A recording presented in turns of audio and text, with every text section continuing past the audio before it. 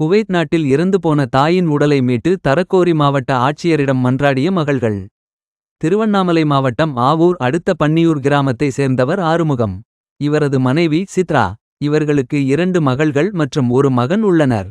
இந்நிலையில் கூலி வேலை செய்து குடும்பத்தை நடத்தி வந்ததால் போதிய வருமானம் இல்லாமல் தவித்து வந்துள்ளனர். இதனைத் தொடர்ந்து சித்ரா அரபு நாடுகளில் வீட்டு வேலை செய்ய சென்றுள்ளார். கடந்த 4 ஆண்டுகளாக கத்தார் உள்ளிட்ட பல்வேறு பகுதிகளில் வீட்டு வேலை செய்து வந்துள்ளார். இதனைத் தொடர்ந்து தற்போது குவைத் நாட்டில் வீட்டு வேலை செய்ய சென்றுள்ளார். இந்நிலையில் கடந்த 19ஆம் தேதி வெள்ளிக்கிழமை இரவு தனது மகள்களுடன் சித்ரா தொலைபேசியில் பேசியுள்ளார்.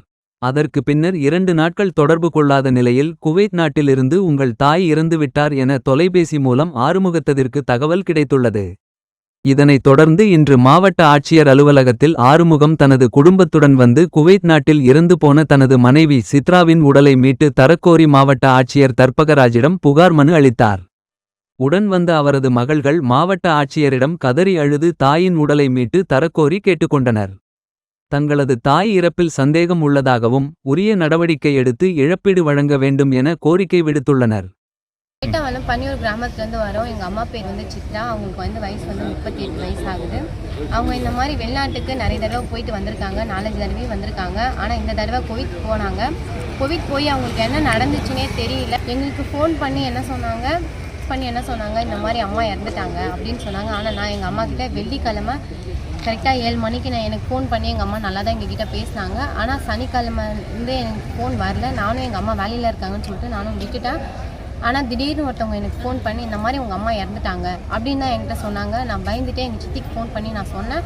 அவங்க யார் உனக்கு ஃபோன் பண்ணாங்க அந்த நம்பர் கொடுங்கன்னாங்க. அவங்ககிட்டே நான் கொடுத்தேன்.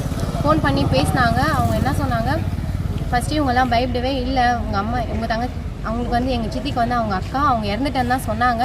ஆனால் நாங்கள் பயந்து கேட்கவே இல்லை, உங்கள் அக்கா இறக்கல, சீரியஸாக இருக்காங்க, ஹாஸ்பிட்டலில் இருக்காங்க அப்படி சொன்னாங்க.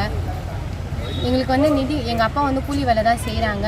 எங்கள் அம்மா பாடி அங்கேருந்து வரணும். நாங்கள் முதலமைச்சர்கிட்டையும் மனு அனுப்பி வைக்கிறோம். கலெக்டர்கிட்டையும் நாங்கள் மனு கொடுத்துருக்கோம். எங்கள் அம்மா பாடி வர நீங்கள் தான் உதவி பண்ணணும். எங்களுக்கு எங்கள் அம்மா தான் சம்பாரிச்சு எல்லாமே கொடுத்துட்ருந்தாங்க. இப்போ எங்கள் அம்மாவும் இல்லைன்றதால எங்களுக்கு நிதி உதவி எதுவுமே கிடைக்கல. அது எங்கள் அம்மா பாடி வர்றதுக்கும் நிதி உதவி கிடைக்கிறதுக்கும் அது நீங்கள் தான் ஒரு வழி பண்ணணும். நாங்கள் எங்கள் அம்மா இறந்தது ஃபோன் மட்டும் தான் சொன்னாங்க. அவங்க எப்படி இருந்தாங்க தெரியல. அது கொலையா தற்கொலையான்றது எங்களுக்கும் தெரியல. அது நீங்கள் தான் சொல்லி எங்களுக்கு என்னன்னு சொல்லணும். பேருமா ஷாலினி.